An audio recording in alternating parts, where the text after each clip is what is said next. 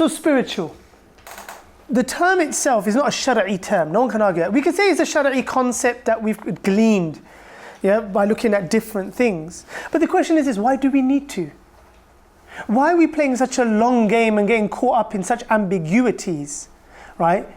When there isn't any particular need to do that. There are so many terms that are very, very, very rich concepts. Any one of these I could write like literally a 500-page book on. Iman. Look, we didn't touch Iman. Iman itself. You got Rabbaniyya. Yeah? وَكُونُوا رَبَّانِيِّينَ بِمَا كُنْتُمْ تَعَلِّمُونَ الْكِتَابَ وَبِمَا كُنْتُمْ تَدْرُسُونَ. Allah says in Surah Al-Imran. How many times Allah talks about taqwa? يَا الَّذِينَ آمَنُوا اتَّقُوا اللَّهَ or اتَّقُوا اللَّهَ حَقَّ تُقَاتِهِ. How many times are you told about doing tafakkur of different things and tadabbur? If we're talking about actions of the heart, how many has Allah explicitly spoke about in the Quran?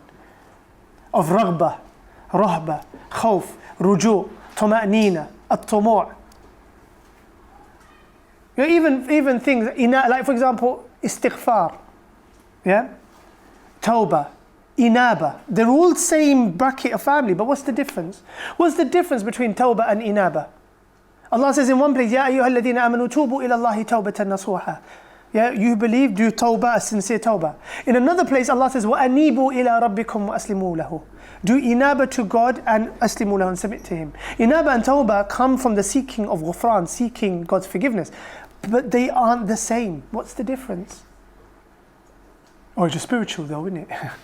No, Allah chose to speak about these things in two slightly variant ways.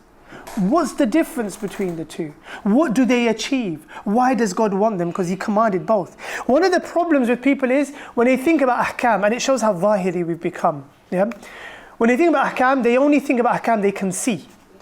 Ahkam of the limbs. Halal and haram doesn't only pertain to your limbs, your tongue, your hands, your feet. It also pertains to your emotions, to your heart. وَأَنِيبُوا إِلَىٰ رَبِّكُمْ. This is an amr, this is a command. In the plural, the waw is waw al-jama'ah, waw al-jama'. It's anibu, all of you, it's a command. And as the basic usuli principle goes, al-amr yufidu al-wujub. A command is something that tells you something is obligatory, unless there are variables. But here there's just a plain command, so that means it's wajib. It's wajib to do inaba. So you say, oh, it's wajib to pray, I prayed. Yes, it was wajib to do inaba, did you do that? I don't even know what that is. So then why do you know what all the ahkam al-zahira are, but you don't know what the ahkam al-batina are?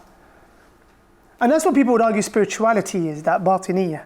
But for me, I don't see it as that, because I see what's the in and outer are constantly engaging one another and affecting one another. For me, this is this undifferentiated whole. And it's only when we start to split them up, we end up forgetting corners. It's when you split up the house, you forget there's that room and that room and that room. But imagine we put everything in one room. That's it. This is all there is. But we can see everything clearly now.